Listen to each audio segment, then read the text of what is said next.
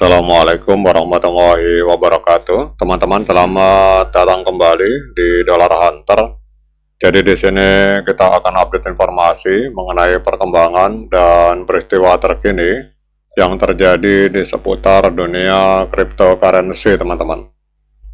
Namun seperti biasa, sebelum kita berbicara tentang dunia kripto, mari hari ini kita berdoa bersama-sama.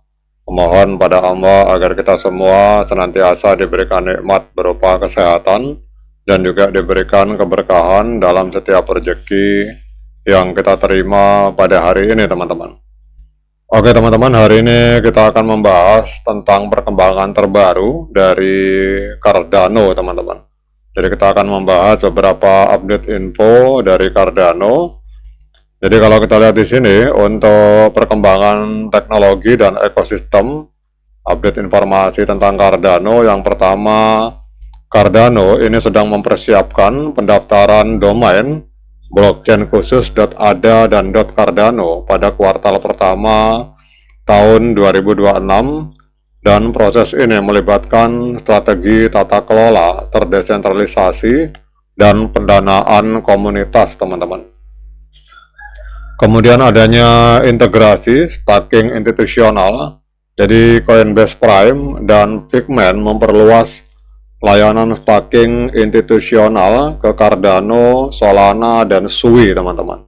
Dan ini akan meningkatkan aksesibilitas bagi para investor institusi dan menandakan kepercayaan terhadap keamanan jaringan Cardano.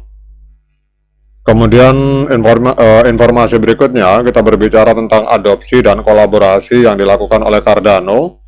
Yang pertama adalah workshop tata kelola terdesentralisasi. Jadi Emurgo, pendiri Cardano, mengadakan workshop di University Malaya, Malaysia pada tanggal 8 November 2025. Jadi fokusnya pada implementasi sistem voting berbasis blockchain untuk aplikasi pemerintahan digital, teman-teman. Kemudian adanya proyek artificial intelligence di Cardano. Jadi IAGON atau IAG ini, jaringan artificial intelligence terdesentralisasi di Cardano, akan meluncurkan perdagangan di KuCoin pada tanggal 28 Oktober, dan ini akan memperkuat posisi Cardano dalam ekosistem artificial intelligence dan komputasi terdistribusi, teman-teman. Kemudian untuk sentimen pasar dan berita, jadi ada pembahasan di komunitas, teman-teman. Jadi diskusi di Twitter ini menyoroti portofolio kripto yang mencakup Cardano, jadi 70% Bitcoin, 10% Ethereum, 10% Solana, 5% Tau, 2% Super, 2% XRP, dan 1% Cardano, teman-teman. Ini menandakan bahwa Cardano ini tetap dipertimbangkan sebagai aset diversifikasi, teman-teman. Kemudian ada analisis pasar yang dilakukan oleh Zcrypto bahwa Cardano disebut telah menyelesaikan fase akumulasi bersama aset seperti Ethereum dan Solana. Jadi ini diindikasikan sebagai sinyal potensi kenaikan harga pada jangka menengah, teman-teman.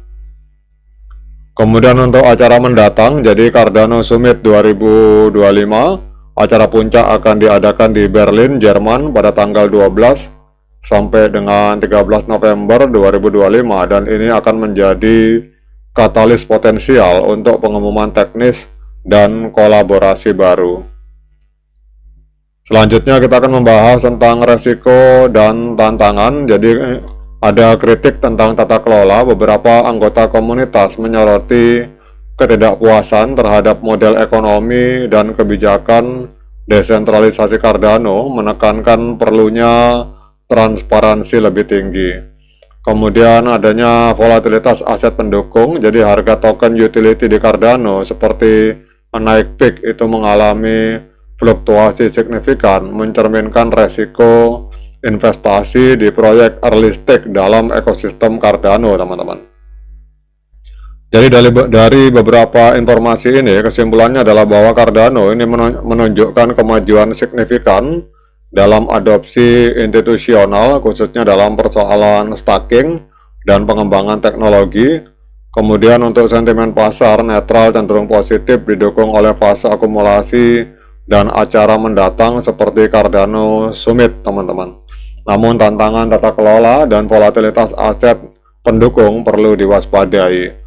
Nah, sekarang kita akan melihat untuk pergerakan harga Cardano, teman-teman. Jadi hari ini Bitcoin mengalami koreksi, sehingga hampir semua koin mengalami koreksi, termasuk diantaranya Cardano.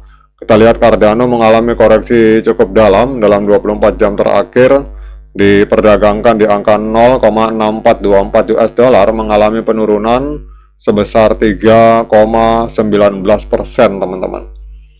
Kemudian kita akan lihat secara teknikal, teman-teman. Jadi di time frame bulan ini trennya cenderung menurun, teman-teman. Jadi walaupun ini harga, kita lihat ini untuk candlenya, candle bearish, artinya candle penurunan. Kemudian untuk di time frame mingguan ini juga trennya sangat jelas sekali. Ini adalah tren penurunan untuk Cardano, karena kita lihat harga berada di bawah EMA 13 dan EMA 21 di time frame mingguan, teman-teman.